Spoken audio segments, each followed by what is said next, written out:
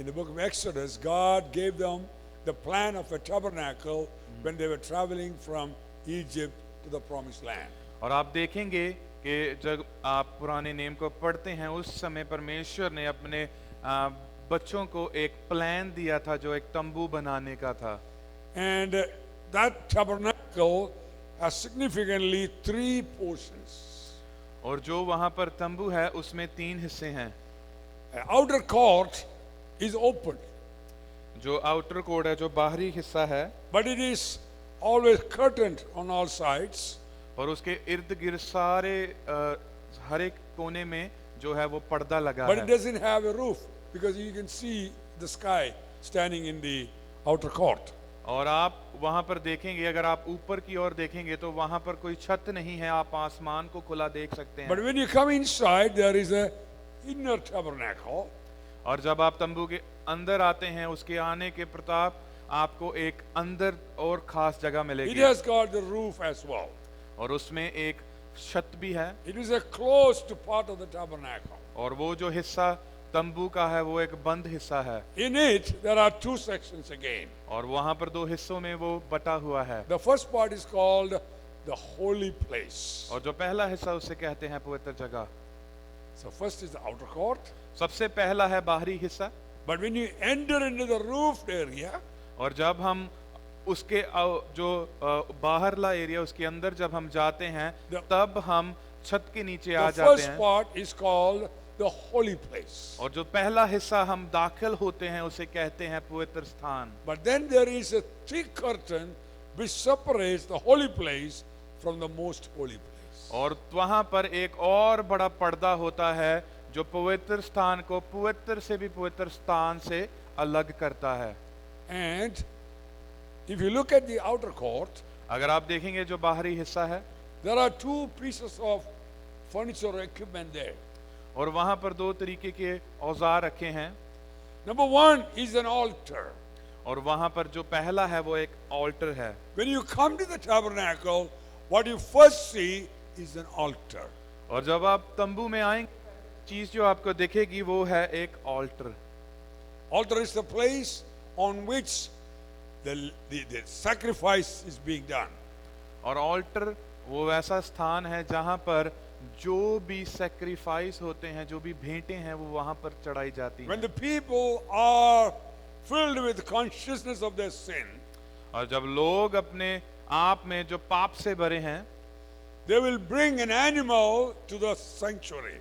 और वो जब उन्हें अपने पाप को माफी के लिए वो वहां पर एक जो एनिमल है उसे लेकर आते हैं, जानवर को लेकर आते हैं, To be slain in the temple and sacrificed on the altar.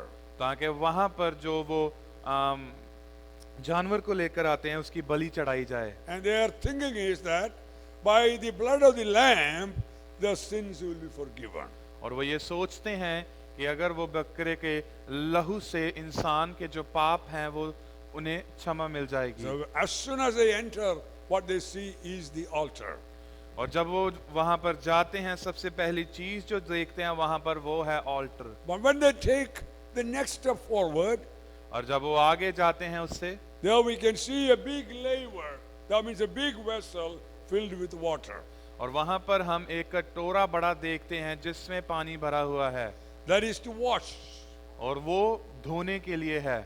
And when we pass that laver, और जब हम वहां से आगे जाते हैं you are stepping into the holy place. तो आप पवित्र स्थान में अपना पैर रख रहे हैं। In the holy place, there are 3 pieces of furniture. और वहां पर जब पवित्र स्थान है उस जगह पर जो 3 ऐसी चीजें हैं, On the left, you can see a lamp made of gold standing and burning 24 hours. और आप देखेंगे कि एक जगह पर एक सोने से बड़ा हुआ एक लैंप है जो हर समय चलता रहता है। And the lamp is burning continuously with olive oil. और जो वो लैंप है उस समय वहां पर जो लैंप चलता है वो कंटिन्यूसली इसी तरीके से चलता है क्योंकि उसमें जो तेल है वो बहता रहता And है। on the right side, you can see a table with bread, just like our communion table. और आप दाईं ओर अगर देखेंगे तो आप एक टेबल को देखेंगे जिसके ऊपर हमारे जैसे हम यहाँ पर कलीसिया में देख रहे हैं जो कम्युनियन है वहां पर ब्रेड रखा होता है And that is called the table of fellowship. और वो जो मेज वहां पर रखा है वो एक फेलोशिप का मेज है। When you look towards the holiest of holies, और जब आप पवित्र से पवित्र स्थान की ओर देखते हैं what you see is a thick curtain. The और- picture is already there. Thank you. और for वहां putting पर that आप picture there. अगर आप देखेंगे तो वहां पर 6 इंच का एक मोटा पर्दा वहां पर आपको दिखेगा जो पवित्र से पवित्र स्थान को पवित्र स्थान से अलग करता But है। right in front of that curtain, there is an altar of incense. और जहां पर वो पवित्र से पवित्र स्थान से एंटर होने से पहले अगर आप देखेंगे तो वहां पर एक ऑल्टर है जहां पर एक खुशबू का प्याला है। Thank you very much for that picture. See the lamp on the left, अगर table आप on the देखेंगे right, and ते- altar of incense in front of that. और आप देखेंगे भी ऑल्टर इंसेंस जो है उसके सामने है, टेबल दाहिनी ओर है और लैंप भी वहां पर जल रहा है। That three instruments are sitting in the holy place. और जो वो 3 चीजें हैं वो पवित्र स्थान में आपको मिलेंगी। See, beyond that, you can see the thick red curtain there. और आप उसके आगे अगर आप देखेंगे तो आपको एक मोटा पर्दा दिखेगा। And beyond that curtain, you see there is the Ark of the Covenant.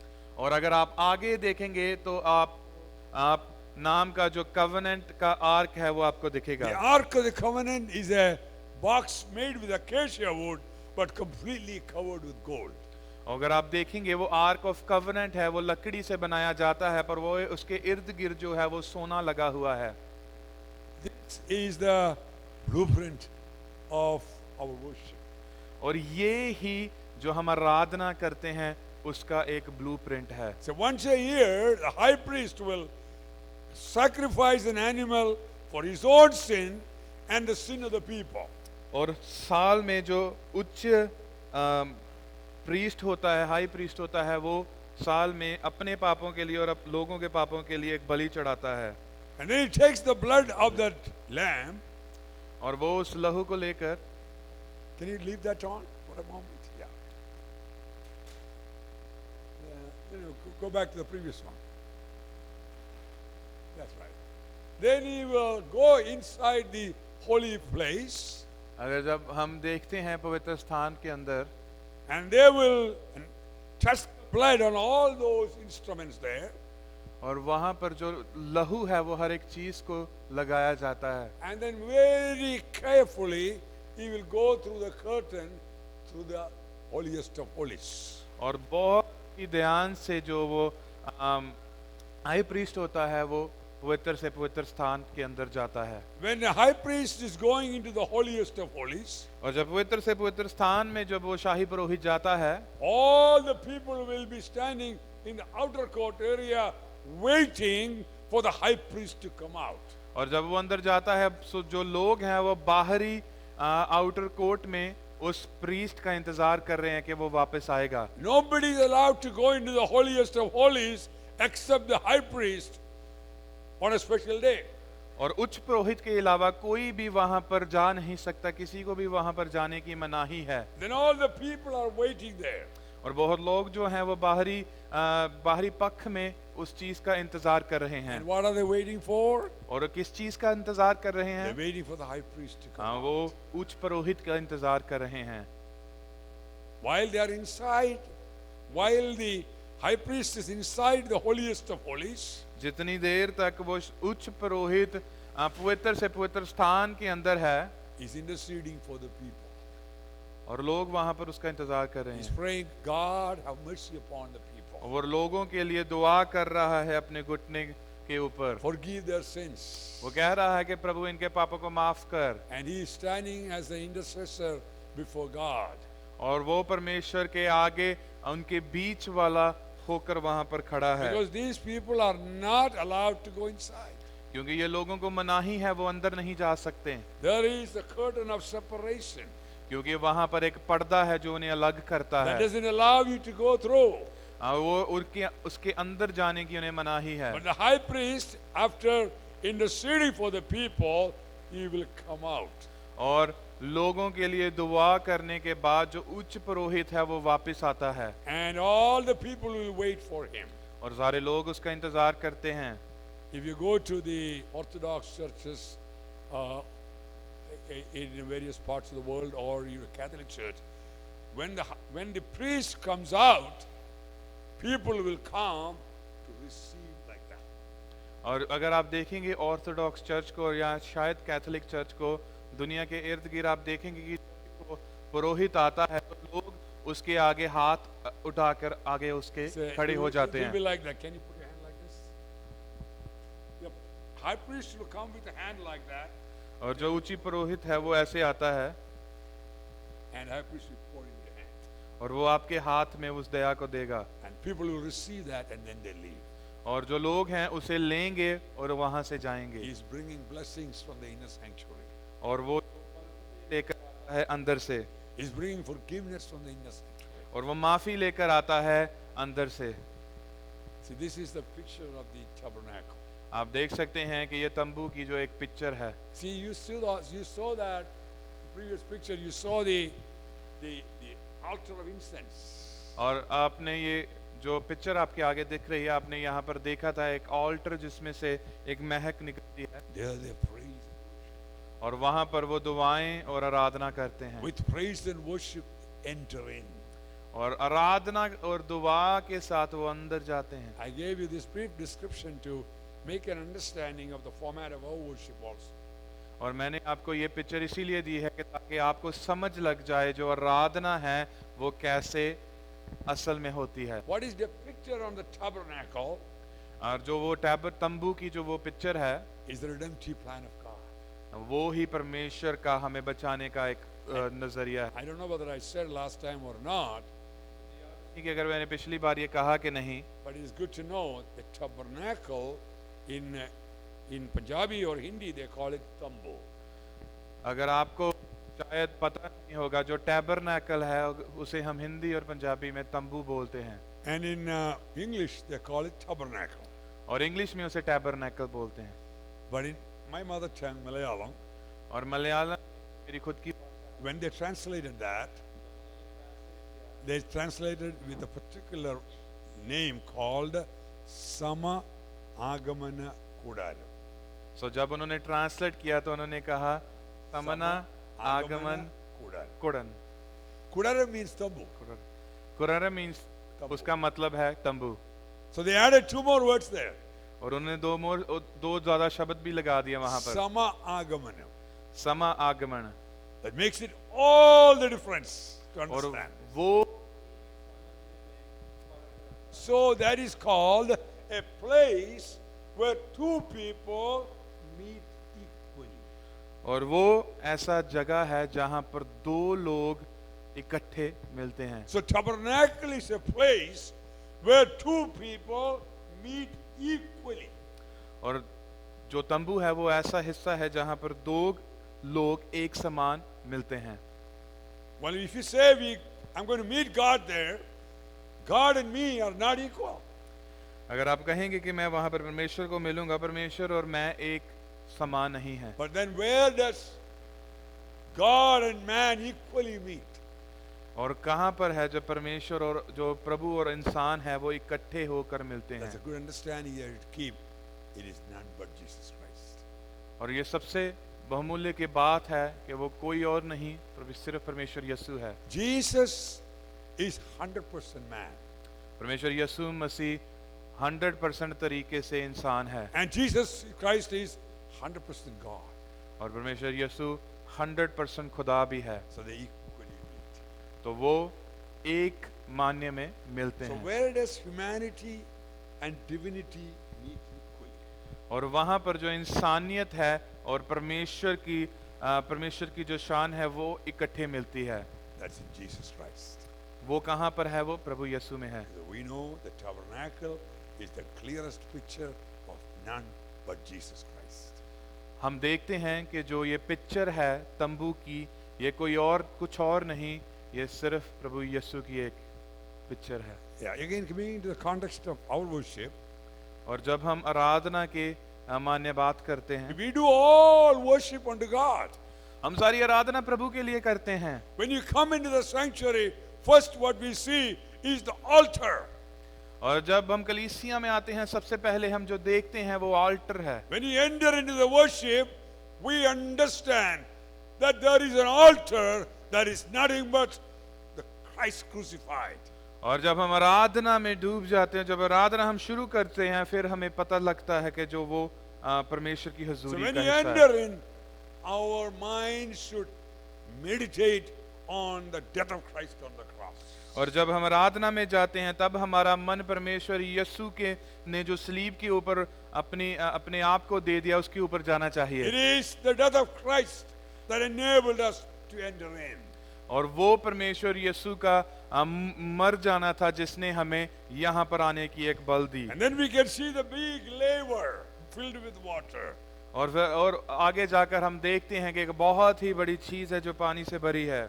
And there we have a cleansing happening by the word of God. और वहां पर जो है साफ सफाई हो रही है वचन के द्वारा।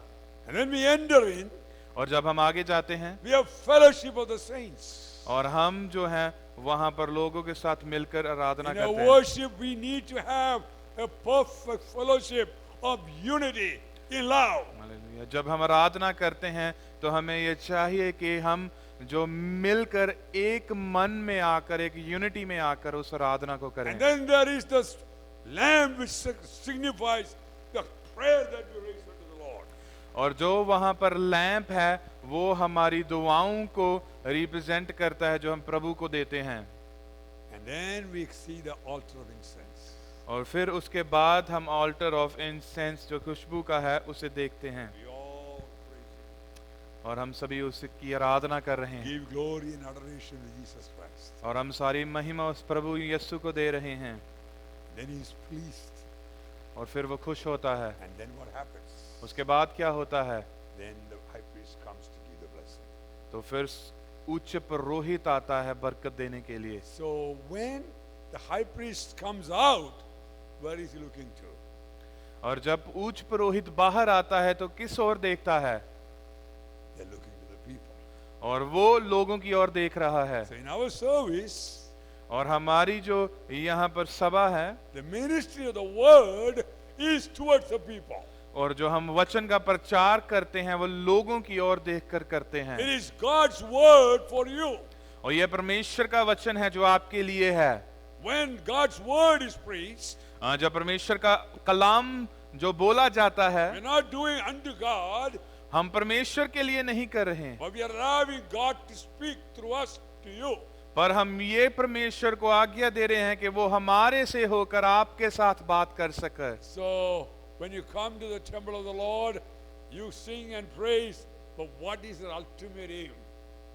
सो जब आप परमेश्वर के मंदिर में आते हैं तो हम दुआ करते हैं, आराधना करते हैं, पर सबसे ऊंचा मकसद हमारा उसके मंदिर में आने का क्या है?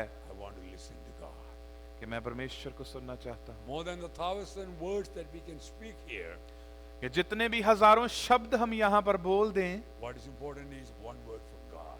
पर उससे सबसे उच्च ये है कि वो एक शब्द जो परमेश्वर Our से हम desire सुन is लें। that God, I want to hear from you. जो हमारे दिल की यही दुआ होती है कि प्रभु हम तुझसे सुनना चाहते हैं। In God's word there is life. और परमेश्वर के वचन में जिंदगी है। You know, in John chapter 6 we see a passage where Jesus was speaking that unless you eat my flesh and drink my blood, you have no part with me. और जब हम यूहन्ना की उसकी 6वीं कलाम में जब हम पढ़ते हैं उसमें परमेश्वर यीशु कह रहे हैं कि जितनी देर तक तुम मेरी बदन से मेरी रोटी से नहीं खाते और मेरे प्याले से नहीं पीते तो मेरा हिस्सा नहीं बन सकते। A lot of disciples, a lot of people are following him. और बहुत से चेले हैं, बहुत से लोग हैं जो उसकी बात सुनकर उसके पीछे जा रहे हैं। Everybody was amazed in the miracles that Christ did. The people who were healed, demons cast out, and the water made into wine. All those things were very, very exciting. और जो लोग थे तब उस समय जब प्रभु यीशु के हाथों से चमत्कार होते देख रहे थे तो वो बहुत अचंभित हो गए थे और परमेश्वर यीशु के साथ वो जा रहे थे। But when he said, unless you eat my flesh and drink my blood, you have no part with me. और जब प्रभु यीशु ने कहा कि जितनी देर तक तू मेरे बदन से नहीं खाएगा और मेरे लहू को नहीं पिएगा तू मेरा हिस्सा नहीं बन सकता। Suppose I tell that here, what will you say? Pastor Koshi has gone. अगर आपको मैं यहाँ पर यही चीज बोलूं तो आप कहेंगे कि पास्टर मैथ्यू कोशी क्या कह If I रहे say you हैं should eat my flesh, कि भी आप जो मेरा बदन है उसे खाएं, no difference. उसमें कोई अलग ने बात When नहीं है। Jesus preached, the people felt the same thing. और जब परमेश्वर यीशु ने भी इस चीज के प्रचार किया तो लोगों ने भी ऐसा ही सोचा, They said, "What this is really crazy. और वो लोग कह रहे थे कि ये कौन सी बात कर रहा है। This man has gone crazy. और वो कह रहे हैं कि ये जो इंसान है ये कमला हो गया No, we है, cannot go with this man." कि हम इसके पीछे नहीं जा सकते। He says that all of them left him. All of them left him. और सभी उसे छोड़कर चले गए Only the disciples were left. और वहां पर सिर्फ चेले रह गए। Jesus turned to the disciples and said, "Thank you so much for being with me. I'm glad you didn't go." और परमेश्वर यीशु चेलों की ओर मुड़कर उन्होंने कहा कि मैं आपकी शुक्रगुजारी करता हूं कि आप यहाँ पर मेरे साथ हैं और आप मुझे छोड़कर नहीं गए। Is that what Jesus said? आपको पता उसने क्या कहा? Is that what Jesus said? आपको पता उसने यही कहा क्या? Jesus looked at them and said, "If you want to go, you can also go." परमेश्वर यीशु ने ये नहीं कहा, बल्कि परमेश्वर यीशु ने चेलों की ओर देखा और उन्हें कहा, अगर तुम भी जाना चाहते हो तुम भी उनके साथ जा सकते हो। If me or Pastor John, we would have said, "Please don't go, stay with us." अगर मैं और पास्टर जॉन वहां पर होते तो मैं पास्टर जॉन हाथ जोड़कर कहते कि आप प्लीज मत यहाँ से जाइए। But Jesus said, "If you want to go, go." और परमेश्वर यीशु कह रहे हैं कि अगर तूने भी जाना है तो तुम भी जाओ। The fact remains, unless you eat my flesh and drink my cup, blood, you have no part with me. और परमेश्वर यीशु कह रहे हैं कि अगर जितनी देर तक तू मेरे बदन से नहीं खाएगा और मेरे लहू से नहीं पिएगा तू मेरा हिस्सा नहीं बन सकता। And then Peter said, "Where can we go? और तब पतरस कहता है, हम कहाँ जा सकते हैं प्रभु? Where can we go? कहाँ जा सकते हैं प्रभु? The words of eternal life are with you." और जो जिंदगी का वचन है वो तो हमारे साथ है। But when he went back to home, और जब वो घर गया the disciples came and said, "See, we don't understand what you're saying." और चेलों ने परमेश्वर यीशु को आके सीधा कहा कि हमें कुछ नहीं समझ लग रही जो आप बात कर रहे हैं। Can you tell me what you mean by that? आप हमें बताएं सरल शब्दों में कि उसका क्या मतलब है जो आप बात कर रहे हैं। Jesus said, flesh and blood means nothing. परमेश्वर यीशु ने कहा जो मांस और लहू है उसका कोई मतलब नहीं, But the words that I speak are life and spirit. और जो शब्द वो बोलता है उसमें जिंदगी और आत्मा है। Our whole focus is on what he speaks. और जो हमारा ध्यान है वो उसमें है कि वो क्या बोल रहा है। By his word, the whole universe was created. और उसके वचन के द्वारा इस सृष्टि की रचना हुई। By his word, people were healed. उसके वचन के द्वारा लोगों को चंगियाई मिली। By his word, he's keeping the whole universe together. और उसके वचन के द्वारा ही वो इस सृष्टि को एक जगह पर बनाए रख रहा It है। is by his word everything is created. उसके वचन के द्वारा उसने सब कुछ बना दिया। So word is significant. और जो शब्द है वो बहुत ज्यादा महत्वपूर्ण God's है। word is life and spirit. और परमेश्वर का वचन जिंदगी और आत्मा है। We come to church because we want life and spirit. हम कलीसिया इसलिए आते हैं क्योंकि हम जिंदगी और आत्मा को पाना चाहते We're not हैं। here to see any miracles. हम यहाँ पर चमत्कारों को देखने नहीं आए, But God may do many miracles. पर परमेश्वर वो चमत्कारों को भी To करेगा establish that He is the Son of God. क्योंकि वो यही बयान करेगा कि वो परमेश्वर का पुत्र है। But what is important to us is the word that He speaks. और सबसे बहुमूल्य की ये बात है कि वो जो वचन है जो शब्द है वो क्या कह रहा So the है। centrality of the Christian faith is the word that comes from Jesus और Christ. जो निचोड़ इस मसीह जीवन का है वो है कि जो परमेश्वर का शब्द है वो क्या कहता है। That is why it's very important that we as believers learn God's word. इसलिए हमारे लिए मसीह होने के नाते हमारे जीवन के लिए बहुत जरूरी है कि हम उसके वचन को समझें और सुने और समझें। We have to be filled with the Holy Spirit. और जरूरी है कि हम पवित्र आत्मा से भर जाएं। Equally important that we have to be filled with the word of God. और उतना ही महत्वपूर्ण है कि हम परमेश्वर के वचन के साथ भी भरें। That is why we have to study God's word. इसलिए हमें परमेश्वर का कलाम पढ़ना पड़ेगा। Jesus spoke about two builders. परमेश्वर ने दो बनाने वालों की बात की। There are many builders here. बहुत बनाने वाले यहाँ पर हैं। Pastor John is also a builder. Pastor John भी घर he's- बनाने वाले Now बिल्डर he's हैं building the church. और ये कलीसिया को बना रहे हैं। He said one person, one builder built a home on sand. और एक जो बनाने वाला था उसने अपना घर जो था वो रेत के ऊपर It बनाया was easy to build it. और उसने उस रेत के ऊपर बनाया It was easy to dig the soil. और वो जो आसान था उस मिट्टी को उठाना He made the house very nice. और उसने बहुत अच्छा वो घर बनाया। But there was another person. और वहां पर एक और इंसान था He spent all the money on the basement. और उसने सारा जो अपना पैसा था वो बेसमेंट के ऊपर लगा He दिया dug the soil so much that he went until it hit the rock. और वो उतनी देर तक उसको खोजता गया उतनी देर तक उसको खोदता गया जितनी देर तक पथरीली जमीन ना आई And he started to build from there. और उसने वहां से बनाना शुरू किया।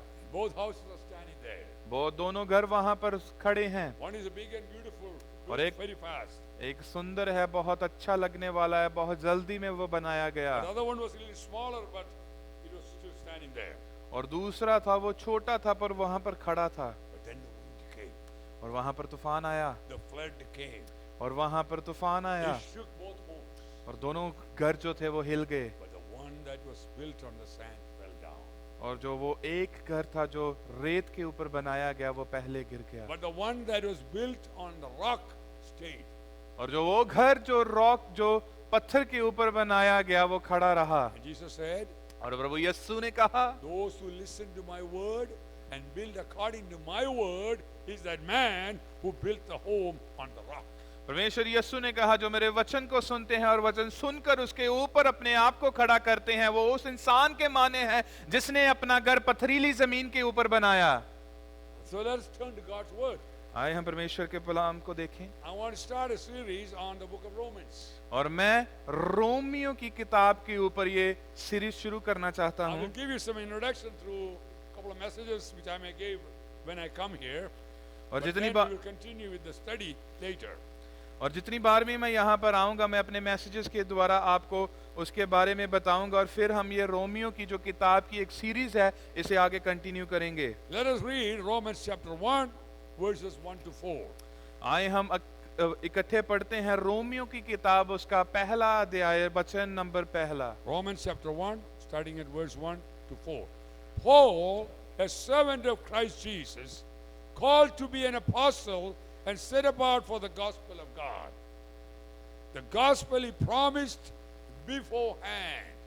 Underline, the gospel he promised beforehand through his prophets in the holy scriptures regarding his son, who as to his earthly life was a descendant of David, and who through the Spirit of holiness was appointed the Son of God in power by his resurrection from the dead, Jesus Christ our Lord. Romans chapter 1 verse 1 to 4. Hallelujah. Romeo ਦਾ ਪਹਿਲਾ ਅਧਿਆਇ। ਯਿਸੂ ਮਸੀਹ ਦੇ ਦਾਸ ਪੌਲੁਸ ਵੱਲੋਂ ਜੋ ਪਰਮੇਸ਼ਰ ਦੇ ਦੁਆਰਾ ਉਸ ਦੇ ਸੰਦੇਸ਼ ਵਾਹਕ ਹੋਣ ਦੇ ਲਈ ਚੁਣਿਆ ਗਿਆ ਅਤੇ ਸ਼ੁਭ ਸਮਾਚਾਰ ਪ੍ਰਚਾਰ ਦੇ ਲਈ ਨਿਯੁਕਤ ਕੀਤਾ ਗਿਆ। ਸ਼ੁਭ ਸਮਾਚਾਰ ਦੀ ਪ੍ਰਤੀਗਿਆ ਪਰਮੇਸ਼ਰ ਨੇ ਪਹਿਲੇ ਤੋਂ ਹੀ ਆਪਣੇ ਨਬੀਆਂ ਦੁਆਰਾ ਕੀਤੀ ਅਤੇ ਪਵਿੱਤਰ ਗ੍ਰੰਥਾਂ ਵਿੱਚ ਲਿਖਵਾਈ। ਇਹ ਉਸ ਦੇ ਪੁੱਤਰ ਸਾਡੇ ਪ੍ਰਭੂ ਯਿਸੂ ਮਸੀਹ ਦੇ ਸੰਬੰਧ ਵਿੱਚ ਹੈ ਜੋ ਸਰੀਰਕ ਤੌਰ ਤੇ ਦਾਊਦ ਦੇ ਵੰਸ਼ ਤੋਂ ਪੈਦਾ ਹੋਇਆ ਹੈ, ਪਰ ਪਵਿੱਤਰਤਾ ਦੀ ਆਤਮਾ ਦੀ ਵੱਲੋਂ ਅਤੇ ਮੁਰਦਿਆਂ ਵਿੱਚੋਂ ਜੀ ਉੱਠਣ ਦੇ ਕਾਰਨ ਸਮਰਥਾ ਦੇ ਨਾਲ ਪਰਮੇਸ਼ਰ ਦਾ ਪੁੱਤਰ ਘੋਸ਼ਿਤ ਕੀਤਾ ਗਿਆ ਹੈ। See, Paul very clearly starts his letter declaring the gospel. और जो वहाँ पर संत पौलुस हैं वो जो सुसमाचार का प्रचार अपने शब्दों के द्वारा बयान कर रहे हैं। One of the most fundamental doctrinal book in the Bible is the book of Romans.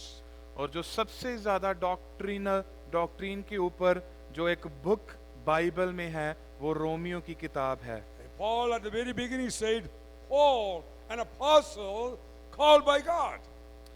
और सबसे पहले जो लिखा गया है कि जो संत पौलुस है वो परमेश्वर का दास है जो उसने बुलाया है। Let me ask you a couple of questions here. How many books are in the Bible? मैं आपको पूछना चाहता हूँ कितनी किताबें हैं जो बाइबल में हैं। 66 books. The Old Testament has 39 and the New Testament has 27. जो 66 बुक्स हैं जो बाइबल में हैं, और पुराने नेम में 39 बुक्स हैं, जो नया नेम है उसमें है 26 हैं। We will go into detail when we study that, but I'm just giving you an introduction here. So there are 27 books in the New Testament. जो 27 बुक्स हैं, अध्याय हैं अलग अलग जो नए नेम में हैं। In the 27 books, the first 4 books are called the Gospel. और जो पहली 4 किताबें नए नेम में हैं उन्हें गॉस्पल जो सुसमाचार है वो उसके बारे में बताया जाता Matthew, है, Mark, Luke, and John. जो है मत्ती, मरकुस, यूहन्ना, लूका। They are not 4 Gospels. There is only one Gospel written by 4 people. और ये 4 अलग अलग तरीके से सुसमाचार नहीं है, ये 4 अलग अलग लोगों ने वो बयान किया है। The story in the Gospel is the story of Jesus Christ. और जो जितनी भी कहानी इन गॉस्पल्स में लिखी गई हैं वो प्रभु यीशु की कहानी है। When you read the Gospel, you understand the person Christ. और जब आप इन किताबों को पढ़ते हैं तब आप प्रभु यीशु को समझते हैं। If you know Him, you have the eternal life. अगर आप उसे जान लें तो आपको अनंत जीवन मिल जाता Our है। eternal life is in knowing Him. जो हमारा अनंत का जीवन है वो परमेश्वर यीशु को जानने में How है। do we know Jesus? और हम प्रभु यीशु को कैसे जानते हैं? We have to read through the Gospel. हमें परमेश्वर के पवित्र कलाम से पढ़ना पड़ेगा। Very beautifully written by 4 authors. और 4 अलग अलग इंसानों ने बहुत ही अच्छे तरीके से इसे बयान किया And है। the first 3 gospel, और जो पहली 3 जो उनकी जो गॉस्पल्स हैं they are called synoptic gospel. उन्हें सिनाप्टिक गॉस्पल्स बोला जाता Because है। the subject is pretty much described the same way in the 3 gospel. और जो उनका जो एक सब्जेक्ट है जिसकी अध्याय के ऊपर उन्होंने बात की है वो तीनों में बहुत ही सेम तरीके से की गई है। Matthew represents Christ as a king. और जो मत्ती है वो परमेश्वर यीशु को एक राजा के मान्य बताता है। And Mark shows Christ as a servant. और जो मार्कुस है वो प्रभु यीशु को एक सर्वेंट के मान्य बताता And है। Luke talks about Jesus as a perfect man. और जो लूका है वो प्रभु यीशु को एक पूर्ण इंसान के मान्य बताता है। Their representation of the gospel is pretty similar. और जो उन्होंने सुसमाचार को बताया है वो बहुत तरीकों से सिमिलर है। But the fourth one, the book of the gospel according to John, और जो चौथी बुक है जो यूहन्ना की बुक किताब है is different from the 3. वो तीनों से बहुत अलग है। It talks about Jesus as God. और वो परमेश्वर यीशु के बारे में खुदा के तरीके से At बताती the है very कि प्रभु beginning यीशु it खुदा है। says, in the beginning was the word. और वो जब शुरुआत होती है उस किताब में उसमें लिखा है कि सबसे पहले परमेश्वर था। It doesn't give much stories about Jesus, वो कोई और कहानियां यीशु के बारे में नहीं बताता, but it goes to the doctrine right away. और वो सीधा ही उसके जो उसके निचोड़ में चला जाता It है, goes to the divinity of Christ. और वो उसकी डिविनिटी में चला In जाता the है। beginning he was the word. सबसे पहले परमेश्वर शब्द था, The word was God. और जो शब्द था वो परमेश्वर था। The word was with God. वो जो शब्द था वो परमेश्वर के साथ था। And later it says the word became flesh. और उसके बाद थोड़े समय बाद उसने वहां पर लिखा कि जो शब्द था वो इंसान की देह धर कर आया। The word became flesh. जो शब्द था वो इंसान की देह धर कर आया And he lived among us. और हमारे बीच रहा, And we called him Jesus. और हमने उसे यीशु कहा। What was his name before he became flesh? Word, What? The word. word. The word became flesh.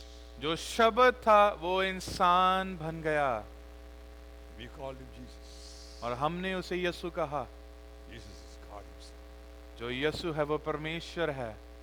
So the gospel, the four people wrote it, and it makes us known to Jesus. जो चार अलग अलग सुसमाचार लिखा गया है, चार अलग अलग लोगों के द्वारा, वो हमें इस खुदावंत के बारे में बताता है। So what is the next book? उसके अगली जो किताब है वो किसके ऊपर है? The Acts of the Apostles. और वो चेलों के कर्तव्य के बारे में है। It talks about the Holy Spirit coming and taking control of the church. वो बताती है कि पवित्र आत्मा उतरा और उसने अपनी कलीसिया का You know, the कंट्रोल लिया। Pentecost day, the Holy Spirit came upon them and the church was born. और आप समझ सकते हैं, आपने पढ़ा होगा कि पेंतिकोस्त के दिन जो पवित्र आत्मा उतरा और उसने लोगों के अंदर Before ऊपर Jesus उतर गया। ascended, he gave them a commission. Go, preach the gospel and make disciples of all nations and teach them to obey everything that I have commanded. और परमेश्वर यीशु जब गए यहाँ से, धरती से उठाए गए, उससे पहले उन्होंने अपने चेलों को एक बहुत उच्च काम दिया। वो ये था कि तुम जाओ, दुनिया के कोने कोने में सुसमाचार के बारे में प्रचार करो और लोगों को परमेश्वर के बारे में बताओ। In the Acts of the Apostles, we see the apostles fulfilling the commission that is given to them. और हम जो चेलों के कर्तव्य में देखते हैं कि जो चेले हैं उनको एक उच्च काम प्रदान किया गया और वो उसे पूरा कर रहे हैं चेलों के The कर्तव्य में। apostles, 12 of them, they fulfilled the commission और 12 because they took the gospel to all the known world at that time. और 12 चेले थे और उन्होंने वो जो काम जो उन्हें उच्च प्रदान मिला वो उन्होंने पूरा किया और वो हर जगह दुनिया के कोने कोने में परमेश्वर के कलाम को, उसकी खुशखबरी को लेकर गए। That is the story of the Acts of the Apostles. और यही कहानी है चेलों के कर्तव्य की। And then we have the letters, epistles. और उसके बाद हम कुछ चिट्ठियों के बारे में पढ़ते हैं जिन्हें लेटर्स कहते हैं। द एपिस्टल्स भी उन्हें बोला जाता है। And at the end, we have a prophetic book, Revelation. और वो अंत में एक भविष्यवाणी की किताब है जिसे हम रेवलेशंस भी Among the कहते हैं। letters, there are 13 letters written by Apostle Paul.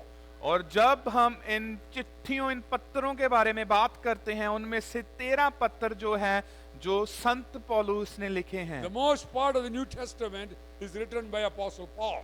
और सबसे ज्यादा नए नेम का जो हिस्सा है वो संत पौलुस ने लिखा है।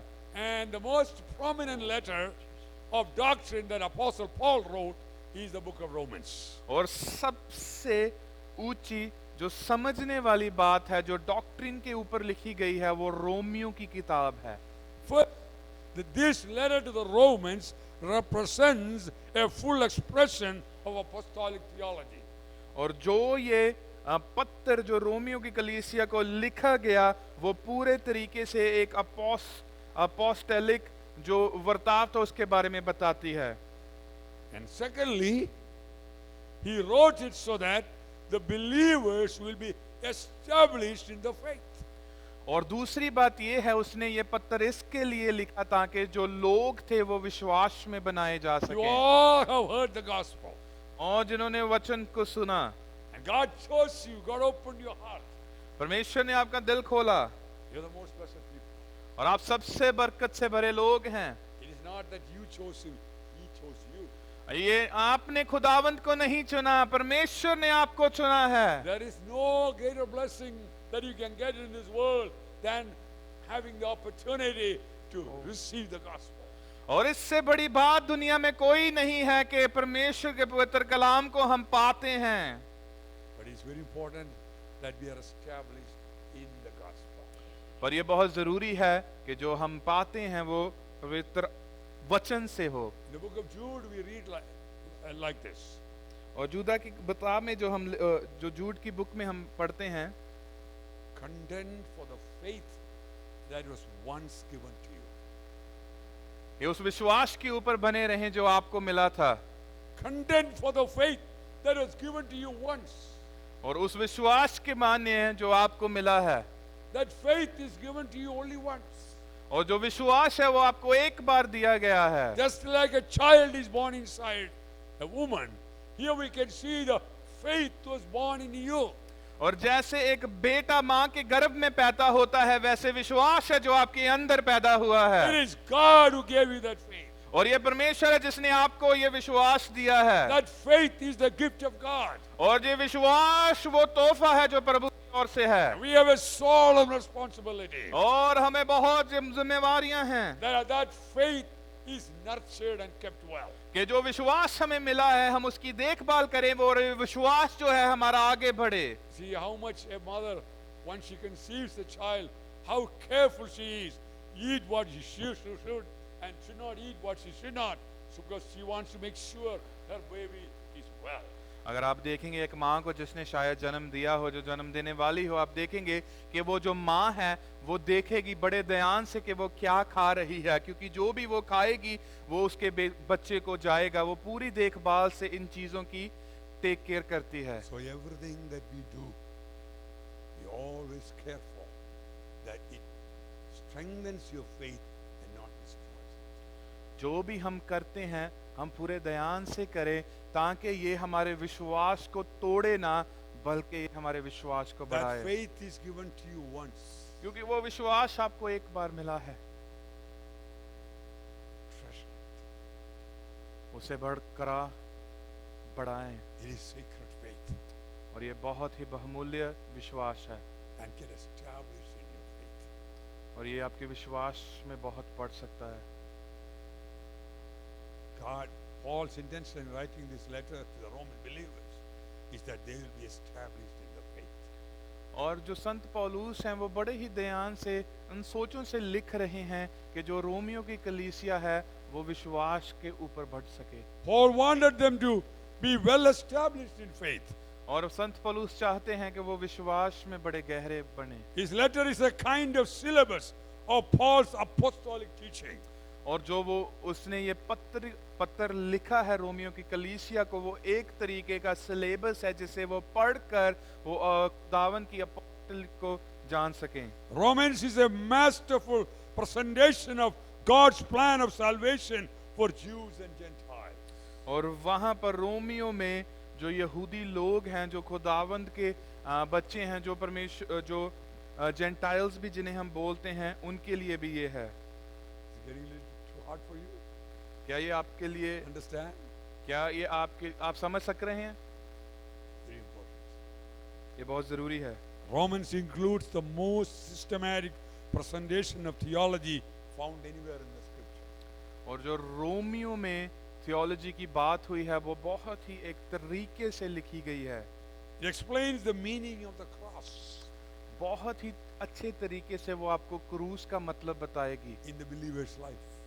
जो इंसान और विश्वासी की जिंदगी में उसका While क्या expounding महत्वपूर्ण है। why Jesus died for all of humanity, Paul clarifies the core concepts of Christian faith. और जब परमेश्वर यीशु मसीह जिसने अपना आप दे दिया, उसके ऊपर जो है, जो संत पौलुस है वो अपनी कलीसिया को बता रहे हैं। He talks about sin, और वो पाप के बारे में बात करते हैं, he talks about righteousness through faith, और वो राइचियसनेस के बारे में भी बात he करते हैं, talks about justification, और वो जस्टिफिकेशन के बारे में भी and बात he करते talks हैं, about God's election of you.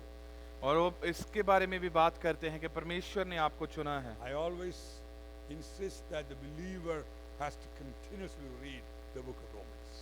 और मैं इस चीज के ऊपर बहुत अपना विश्वास रखता हूं कि जो विश्वासी है उसके लिए बहुत जरूरी है रोमियो की किताब को बार बार पढ़ना। Sometimes, we base our life on miracles. कई बार क्या होता है, हम अपनी जिंदगी उन चमत्कारों के ऊपर बहुत निर्भर करनी शुरू कर देते हैं। While miracles are very important in our life, जो चमत्कार बहुत जरूरी हैं जीवनों में, our life is not based on miracles. पर जो हमारी जिंदगी है वो जो चमत्कार है उसके ऊपर नहीं है।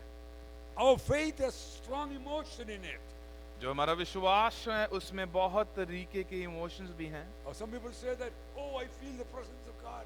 कई लोग कहेंगे कि प्रभु की हजूरी मुझे महसूस हो रही है। But tomorrow when you don't feel that, is the God absent there? और कल को अगर आपको वो हजूरी नहीं महसूस हो रही तो फिर आप क्या कहेंगे? What was God's promise? परमेश्वर का जो वादा है वो क्या है? I'll never leave you and forsake you. मैं आपको कभी नहीं छोड़ूंगा, ना कभी त्यागूंगा। So not when I feel it. इसलिए उस समय नहीं कि जब मुझे लगता होगा। Always He is with you. उसने कहा कि मैं हमेशा नहीं Because He छोड़ूंगा। promised that I'll be with you. और उसने कहा, उसने वादा किया कि मैं हमेशा आपके साथ हूँ। So even when you feel He's present, even when you feel He's not present, let us believe He's with us. अगर आपको ऐसा महसूस हो कि प्रभु की हजूरी आपको महसूस नहीं हो रही, कि शायद प्रभु आपके साथ नहीं है, पर मैं आपको यही दावा करना चाहता हूँ कि उस समय हमें ये भी विश्वास करना चाहिए कि वो हमारे साथ है। Do you believe that? क्या आप इसमें विश्वास करते हैं? Because there is so much teaching going on emotionalism. क्योंकि बहुत सी जो परिभाषा है, बहुत सी जो शिक्षा है, वो इमोशंस के ऊपर जो है वो प्रचार कर रहे हैं। Emotion is an important thing in our life. जो इमोशंस हैं हमारे, वो हमारे जीवन में एक किसी तरीके की महत्वपूर्णता Emotion is रखते a हैं, very important aspect of our Christian faith. और वो बहुत ही एक हमारे क्रिश्चियन विश्वास का हिस्सा हैं। But God's work in us is not based on our emotion, but based upon God's faithfulness. पर परमेश्वर का काम हमारे जीवन में उन इमोशन के ऊपर नहीं होता, पर उसके काम हमारे विश्वास के ऊपर होता है। I can go on and on, but let me conclude what I am trying to present today. अगर मैं चाहूँ तो मैं आगे भी बोल सकता हूँ, पर मुझे बयान करने दीजिए कि जो इसका निचोड़ है वो क्या है आज। Here we read earlier that the gospel that was promised by God, और हमने देखा कि जो सुसमाचार है, जो परमेश्वर ने पहले बयान किया है, if you look to the Old Testament, अगर हम पुराने नेम में देखें, it's all about the promises of God. वो सब परमेश्वर के वादों के ऊपर है।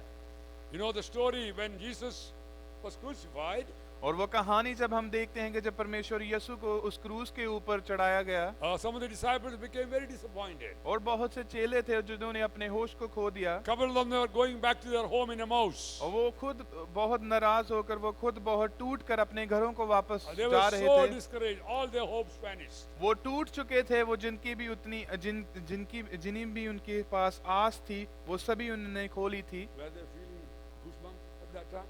क्या उन्हें वो गूस पंप्स महसूस हो रहे थे? No. They thought everything was finished. वो सब कुछ टूट चुका था। And who came by with them? कौन आया उनके पास?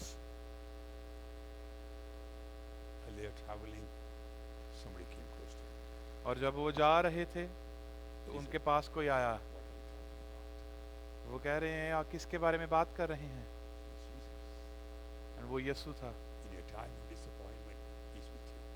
प्रभु यीशु आपके समूह में आपके साथ है। In your time of discouragement, He's with you. जब आप टूटे हुए महसूस करते हैं, वो आपके साथ है। It's not when you feel He's there, He's always there.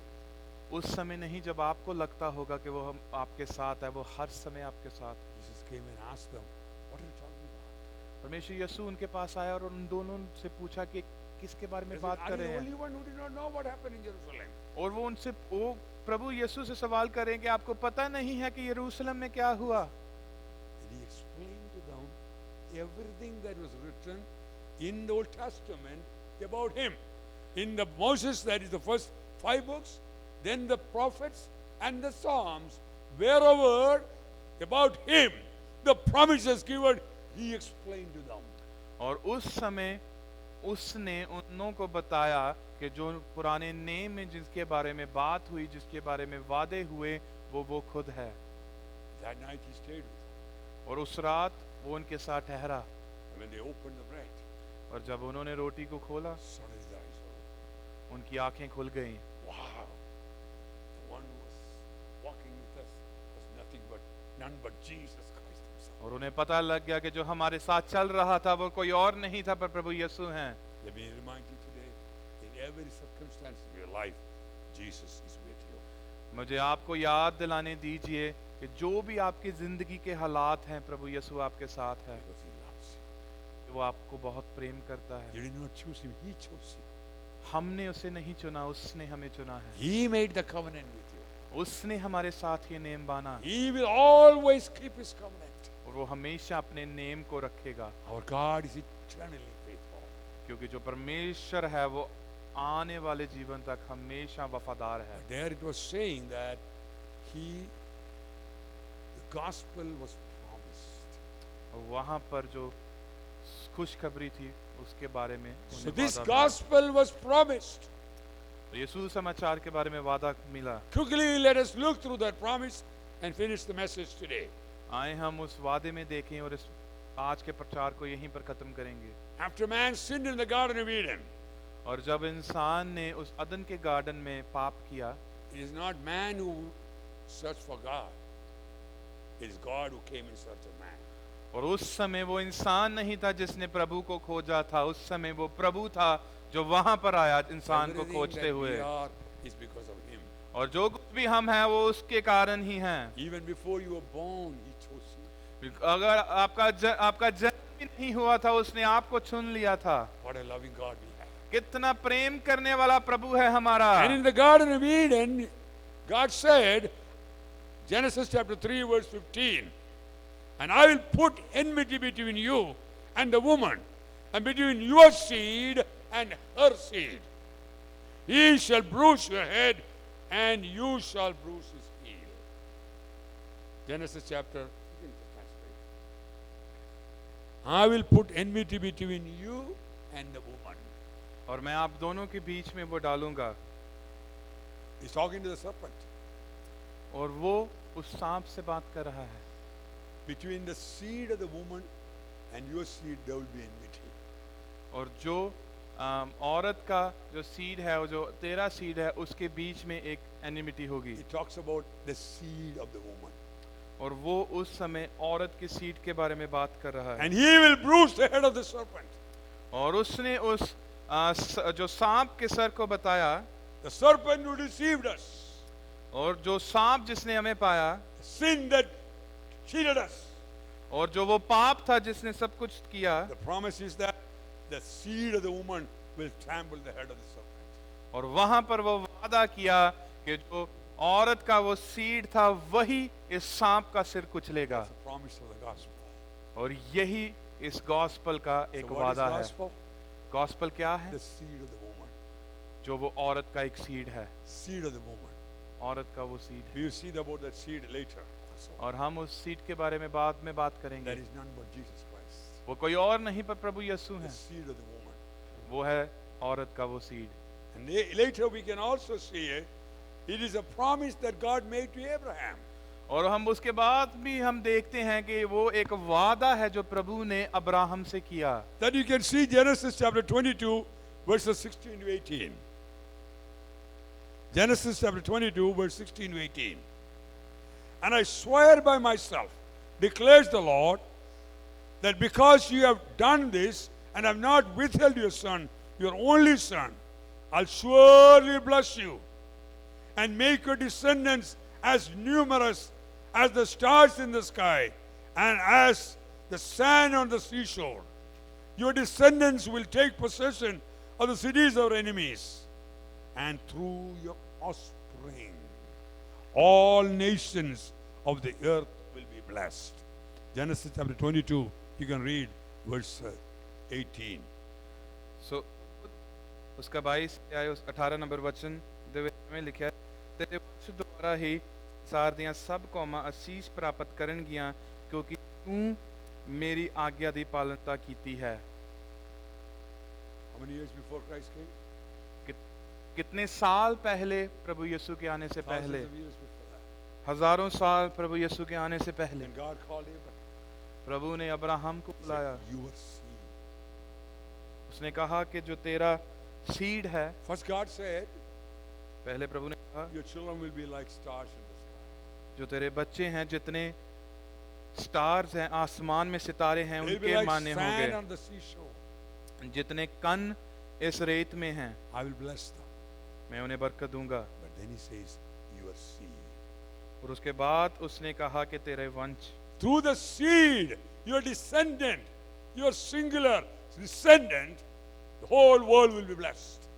और तेरे वंश के द्वारा ही जो सारी सृष्टि है वो बरकत पाएगी। And when Paul writes in the book of Galatians, और संत पौलुस गलतियों की किताब में लिखते हैं, you don't read it because of the time, he said, it doesn't say seeds, it says a seed in singular, that is none but Jesus Christ. और वहां पर जब सीड की बात हुई है वो सिंगुलर शब्द में बात हुई है जिसका मतलब है एक शब्द, और वो है कोई और नहीं पर प्रभु यीशु हैं। You have to understand why I'm speaking this. आपको ये समझना पड़ेगा कि हम इसके बारे में क्यों बात कर रहे I'm हैं। explaining to you the gospel that is promised. मैं आपको बता रहा हूं कि जो गॉस्पल है जिसका वादा किया गया है, And then God made covenant to Moses और परमेश्वर ने मूसा के साथ वो नेम बांध दिया। that you can see in chapter 18 of Deuteronomy. और डिट्रोनोमी की किताब में आप देख सकते हैं 18 नंबर अध्याय में, Starting at verse 18, we read like this. और वर्ष 18 में आप देखेंगे, I will raise up for them a prophet like you from among their brethren, and will put my words in his mouth, and he shall speak to them all that I have commanded him. ਵਿਵਸਥਾ 18 ਅਧਿਆਏ 18 number ਵਚਨ, ਉਹਦੇ ਵਿੱਚ ਲਿਖਿਆ, ਮੈਂ ਇਹਨਾਂ ਦੇ ਲਈ ਇਹਨਾਂ ਦੇ ਪਰਾਵਾਂ ਵਿੱਚੋਂ ਹੀ ਇੱਕ ਨਬੀ ਖੜਾ ਕਰਾਂਗਾ, ਮੈਂ ਉਸ ਦੇ ਮੂੰਹ ਵਿੱਚ ਆਪਣੇ ਸ਼ਬਦਾਂ ਨੂੰ ਪਾਵਾਂਗਾ, ਉਹ ਮੇਰੀ ਆਗਿਆ ਅਨੁਸਾਰ ਸਭ ਕੁਝ ਬੋਲੇਗਾ। See, I will send somebody like you. उसने कहा कि मैं तेरे जैसा वो एक भेजूंगा। What was the context of that? और वो किस विषय में बात हुई? When people were traveling from Egypt to the promised land, और जब लोग मिस्र से उस राज्य की ओर जा रहे थे जो प्रभु ने उन्हें they वादा किया, came to Mount Sinai. और वहां पर वो एक माउंट सनाई के ऊपर आए, God appeared to them. और परमेश्वर उन्हें मिला वहां पर। And when he came, the mountain shook. और जब प्रभु वहां पर आया तो वो जो था वो हिल गया, And fire and earthquake happened. और वहां पर चाँद आ गया। People were so afraid. लोग डर गए, They ran away. वो भाग गए वहां से, They don't want to see. वो नहीं देखना चाहते They थे, were afraid. वो डर गए थे, They ran away. वहां से भाग गए थे। God said, I'm going to somebody like you. और मैं तेरे से ही, तेरे जैसे से ही लूंगा। You're afraid when I came. तू डर, you were afraid, You're afraid when I came. और तू डरा हुआ था जब मैं आया था, But I will send somebody like you और मैं तेरे जैसा ही कोई भेजूंगा who came like us. जो हमारे जैसा आया। The word became flesh. जो शब्द था वो इंसान की देह धारण God किया। came in the form of man. परमेश्वर इंसान के रूप में आया, He looks like us. हमारे जैसा दिखता है, So that we don't have to be afraid. सो हम डर ना सकें। Then we can see John sleeping in his lap. और हम देख सकते हैं कि जो संत यूहन्ना है वो उनके गोदी में सोया, Children running to him. और वो लोग उनकी ओर भाग रहे हैं। God said, I'll send one like you. और परमेश्वर ने कहा कि मैं तेरे जैसा एक भेजूंगा, He came like us वो हमारे जैसा बनकर आया so that we can reach him. ताकि हम बचाए जाएं। It is the promise of God. और ये परमेश्वर का वादा है। The word became flesh. वचन इंसान की देह धार कर आया। Lastly, I will show you one more. और आपको अंत में एक और चीज बताऊंगा। Each of these promises have significance, which we will go later deeper. और जो ये वादे हैं ये बहुत महत्वपूर्णता रखते हैं मसीह के जीवन में, पर इसके बारे में हम बाद It में is a बात करेंगे। promise that God gave to King David. और ये वो वादा है जो परमेश्वर ने राजा दाऊद के साथ बांध दिया। You can read that in 2 Samuel chapter 7. और दूसरा सैमुएल उसके दूसरे अध्याय में आप पढ़ सकते हैं। It says here, starting at verse 12, when your days are fulfilled and you rest with your fathers, I'll set up your seed after you, who will come from your body, and I will establish his kingdom. Then he goes on to say, and your house and your kingdom shall be established forever before you. Your throne shall be established forever. There will not be a time where your descendant is not sitting on the throne. Second Samuel, second chapter, 2 Samuel chapter 7, verse 7. chapter 7 verse 7. Starting at verse 12, but you read, okay, you can read from verse 1. Verse 12. Verse 12. 2 Samuel chapter 7, verse 12. When your days are full. दूजा Samuel 7वां अध्याय 12 number ਵਚਨ, ਤੇਰੇ ਮਰਨ ਅਤੇ ਆਪਣੇ ਪੁਰਖਿਆਂ ਕੋਲ ਜਾਣ ਤੋਂ ਪਿੱਛੋਂ ਮੈਂ ਤੇਰੇ ਵਿੱਚ ਇੱਕ ਪੁੱਤਰ ਨੂੰ ਰਾਜਗੱਦੀ ਦੇ ਕੇ ਉਸ ਦੇ ਰਾਜ ਨੂੰ ਪੱਖਿਆ ਕਰਾਂਗਾ। ਉਹ ਮੇਰੇ ਲਈ ਵੀ ਇੱਕ ਘਰ ਬਣਾਵੇਗਾ ਅਤੇ ਮੈਂ ਉਸ ਦੀ ਰਾਜਗੱਦੀ ਨੂੰ ਹਮੇਸ਼ਾ ਦੇ ਲਈ ਕਾਇਮ ਕਰਾਂਗਾ।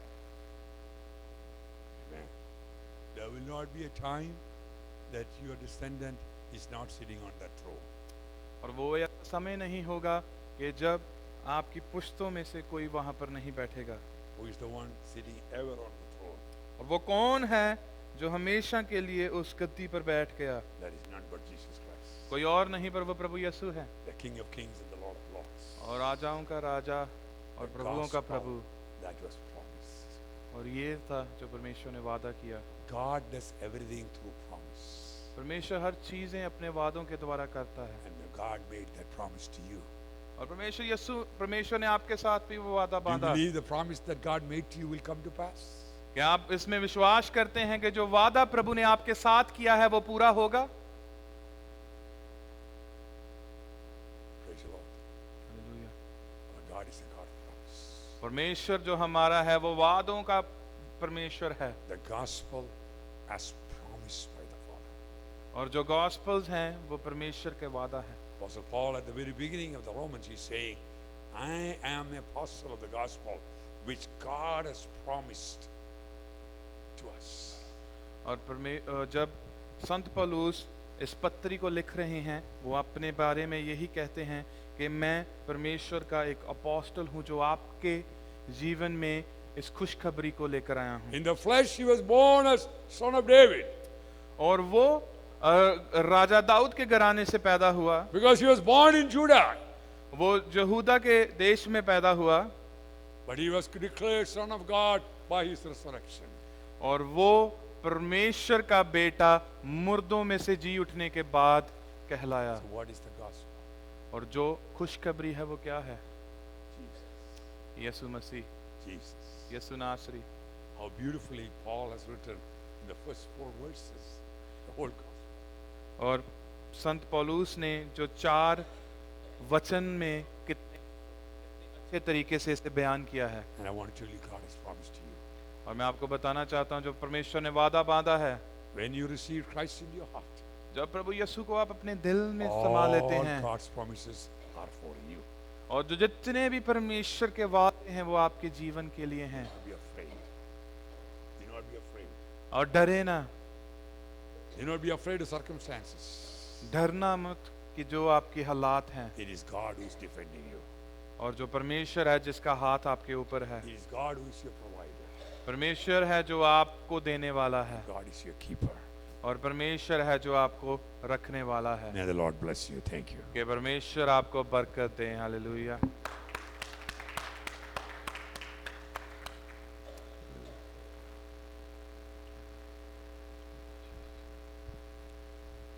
ਕਿੰਨਿਆਂ ਨੂੰ ਬਰਕਤ ਮਿਲੀ ਅੱਜ?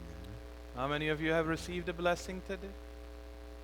ਅੱਜ ਸਾਡਾ ਬਾਈਬਲ ਦੇ ਵਿੱਚੋਂ ਇੱਕ ਰੂਹਾਨੀ ਟੂਰ ਬਣਿਆ ਨੇ। And today we have received a plan of a tour from the Bible. ਸੋ ਇਹ ਹੀ ਜੀਵਨ ਹੈ ਜਿਹੜਾ ਅੱਜ ਅਸੀਂ ਰੋਟੀ ਇਹਦੇ ਵਿੱਚੋਂ ਖਾਧੀ ਹੈ। And this is the life that we have ate from. ਯੋਸ਼ੂਆ the book ਪਹਿਲੇ 8 ਦੇ ਵਿੱਚੋਂ ਕਹਿੰਦਾ ਕਿ ਇਹੀ ਸਫਲਤਾ ਦੀ ਕੁੰਜੀ ਹੈ ਕਿ ਦਿਨ ਰਾਤ ਅਸੀਂ ਇਹਦਾ ਮਨਨ ਕਰੀਏ ਔਰ ਇੱਥੇ ਧਿਆਨ ਲਗਾ ਸਕੀਏ। And in the book of Joshua it says that this is the life, and may day and night we can stay focused on this. ਕਿਸੇ ਇਨਸਾਨ ਤੇ ਅੱਖਾਂ ਨਹੀਂ ਲਾਣੀਆਂ, ਇਸ ਵਚਨ ਤੇ ਲਗਾਣੀਆਂ ਤਾਂ ਕਿ ਸਾਡਾ ਜੀਵਨ ਪੂਰਨ ਹੋ ਸਕੇ। We do not have to put our eyes on a man, but we have to put our eyes on the Lord. ਜੋ ਕੁਝ ਸਾਨੂੰ ਚਾਹੀਦਾ ਹੈ ਸਭ ਕੁਝ ਇਹਦੇ ਵਿੱਚ ਹੀ ਹੈ, ਔਰ ਅਗਰ ਅਸੀਂ ਇਹਨੂੰ ਆਪਣੇ ਜੀਵਨ 'ਚ ਅਪਣਾ ਲਿਆ ਤਾਂ ਸਾਡਾ ਸਭ ਕੁਝ ਬਦਲ ਜਾਏਗਾ। ਚਾਹੇ ਅਸੀਂ ਜਿੰਨਾ ਮਰਜ਼ੀ ਜ਼ੋਰ ਲਗਾ ਲਈਏ, ਇਨਸਾਨ ਨੂੰ ਕੋਈ ਨਹੀਂ ਬਦਲ ਸਕਦਾ ਸਿਵਾਏ ਉਹਦੇ ਬੋਲਾਂ ਤੋਂ। And doesn't matter how much we try, don't matter how many efforts we put, but nobody can change a man. The only thing that can change a man is the word of God and what is written in the Bible, and that is what we should be reading. ਸੋ ਅੱਜ ਅਸੀਂ ਇਸ ਵਿਸ਼ਵਾਸ ਨਾਲ ਜਾਈਏ ਕਿ ਜੋ ਅਸੀਂ ਸਿੱਖਿਆ ਹੈ ਇਹ ਸਾਡੇ ਅੰਦਰ ਬਣਿਆ ਰਹੇ। So that today we leave from here with the faith that what we have received today, that may it can grow and it can stay in us. ਔਰ ਜਿੱਥੇ ਵੀ ਅਸੀਂ ਜਾਵਾਂਗੇ ਉਹਦੀ ਹਜ਼ੂਰੀ ਸਾਡੇ ਨਾਲ ਨਾਲ ਜਾਏਗੀ। Wherever we will go, His presence will with us. Amen. ਸੋ ਆਓ ਅੱਜ ਦੇ ਇਸ ਸਮੇਂ ਨੂੰ ਅਸੀਂ ਖੁਦਾਵੰਦ ਦੇ ਹੱਥਾਂ 'ਚ ਦਿੰਦੇ ਹਾਂ ਔਰ ਅੱਜ ਦੀ ਇਸ ਮੀਟਿੰਗ ਨੂੰ ਇੱਥੇ ਹੀ ਖਤਮ ਕਰਦੇ ਹਾਂ।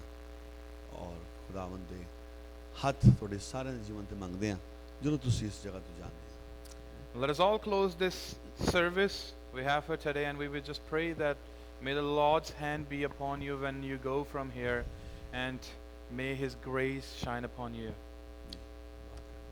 Hallelujah. पिता परमेश्वर, आए हम सभी अपने सिरों को झुकाते, आंखों को बंद करते हैं। हम अपनी आंखों को बंद करते अपने सिरों को झुकाते हैं ताकि हम अपने परमेश्वर को महिमा दे सकें। खुदावंद प्रभु यीशु, हम तेरी हजूरी में अपने सिर को निवाते हैं मेरे परमेश्वर। प्रभु जी, तू राजाओं का राजा है प्रभु, प्रभुओं का प्रभु है तू खुदावंद, बादशाहों का बादशाह तू है खुदावंद। आज मेरे परमेश्वर प्रभु जी, हम सीखते हैं खुदावंद कि तू ही वो शब्द है जो परमेश्वर के साथ था मेरे प्रभु जी, और जो परमेश्वर था खुदावंद, और जो इंसान की देह धरकर आया यहाँ पर प्रभु। हम धन्यवाद करते हैं मेरे परमेश्वर प्रभु जी। हम अपनी आंखों को इस वचन के ऊपर लगाने पाएं बड़े प्रभु ईश्वर खुदावंद। हमें वो खुदावंद दिल देना मेरे प्रभु जी, हमें वो डिजायर देना मेरे खुदावंद, वो भूख और प्यास देना मेरे परमेश्वर प्रभु जी, जैसे हम भूखे और प्यासे हैं मेरे परमेश्वर प्रभु जी, ताकि हम अपने पेटों को पाल सके, ताकि हम अपनी मॉर्गेजेस को पे कर सके, ताकि हम इस कनाडा की पीआर को ले सके, ताकि मेरे पिता परमेश्वर हम अपने बच्चों की शादी कर सके, ताकि मेरे प्रभु जी जो भी चीजें हम करना चाहते हैं वो कर सकें। वैसी भूख मेरे प्रभु जी तू हमें इस वचन के लिए भी देना मेरे प्रभु, कि ये वचन जिंदगी है मेरे परमेश्वर प्रभु जी। ये तू खुद परमेश्वर मेरे परमेश्वर खुदावन, जिसने अपने आत्मा के द्वारा ये वचन हमें दिया है मेरे परमेश्वर प्रभु जी। हमें वो आंखें दे खुदावंद कि हम तेरे वचन में से सीखें और देखने पाए मेरे परमेश्वर प्रभु जी, क्योंकि खुदावंद जिनकी आंखें बंद हैं मेरे परमेश्वर प्रभु, वो कभी नहीं देख सकते प्रभु जी। And we just pray to you lord मेरे खुदावंद कि आज हमारी उन आंखों को खोले मेरे प्रभु, कि जिंदगी को मेरे परमेश्वर प्रभु जी हम तेरी आंखों से देखने पाए मेरे परमेश्वर प्रभु जी। कि खुदावंद अगर हमने जिंदगी को पा लिया और तुझे गवा लिया मेरे प्रभु, तो हम नाकामयाब हैं मेरे परमेश्वर प्रभु जी। तो ये मैटर नहीं करेगा कि ये दुनिया हमारे बारे में कितना अच्छा बोलेगी मेरे प्रभु, कितना बोलेगी कि इनके बच्चे सक्सेसफुल है, कितना बोलेगी कि ये बड़े घरों में रहते हैं प्रभु। दैट इज ऑल वर्थलेस प्रभु जी, अगर हमने इस दुनिया को पा लिया और तुझे खो दिया मेरे प्रभु। हमारे मनों को, हमारी सोचों को ऐसे तैयार करना मेरे परमेश्वर प्रभु जी, ताकि हमारा मन तुझ में हो मेरे खुदा, हम तुझे पाए मेरे परमेश्वर प्रभु, और चाहे इस दुनिया को भी गवा ले मेरे प्रभु, हमें परवाह नहीं हो मेरे परमेश्वर खुदा। तू सचमुच प्रभु अपने वादों को पूरा करने वाला परमेश्वर है खुदावंद, इसीलिए तेरा कलाम भी यही बयान करता है मेरे परमेश्वर प्रभु जी। For your word says, Father God, that may the heavens and the earth may pass, but every word that have come out of my mouth will be fulfilled मेरे परमेश्वर प्रभु। तेरा वचन जो तेरी जुबान से निकलता है वो पूरा होता है मेरे खुदावंद। जो तूने हमें वादे किए हैं मेरे परमेश्वर प्रभु, तू उन वादों को पूरा करता है मेरे परमेश्वर प्रभु जी। आए खुदावंद, इस कलीसिया को उठाएं मेरे परमेश्वर प्रभु जी, और आगे लेकर जाएं मेरे परमेश्वर प्रभु जी। इन द टाइम मेरे परमेश्वर खुदावंद, जब मेरे परमेश्वर प्रभु हम तुझ में यूनिटी में खड़े हुए मेरे परमेश्वर खुदावंद प्रभु जी, उस अपर रूम में मेरे परमेश्वर खुदावंद जब पवित्र आत्मा उतरा खुदा, तो प्रभु वहां पर यूनिटी में लोग इकट्ठे थे खुदावंद, एक उम्मीद में, एक सोच में, एक मन में वहां पर लोग थे प्रभु जी। जो लोगों के पास था वो बेचने के लिए तैयार थे प्रभु जी। आज तू हमारे मनों को इस यूनिटी में तैयार करना पवित्र आत्मा, और अपने काम को एक एक जीवन में अद्भुत तरीके से करना प्रभु जी। हम सब चीजों को तेरे हाथ में सौंप देते हैं, और जितनी भी दुआएं यहाँ पर हुई हैं मेरे खुदावंद, we just pray Father God that may you deliver those answers Father God। प्रभु जी, जो जवाब अभी तक मिले नहीं हैं मेरे खुदावंद, जो दुआएं मेरे प्रभु अभी भी उन प्रेयर बॉक्स में पड़ी हैं और पूरी नहीं हुई मेरे खुदावंद, हम विश्वास करते हैं कि बहुत जल्दी वो पूरी होंगी मेरे परमेश्वर प्रभु जी। May you fill us with the joy and the love and the peace Father God that comes from you Lord Jesus। We pray Father God, as we are growing, as we are going Father God, that may we be able to carry this supernatural power, this anointing that you have poured on each and every one of us tonight Father God। प्रभु जी, आज बरसात हुई है खुदावंद,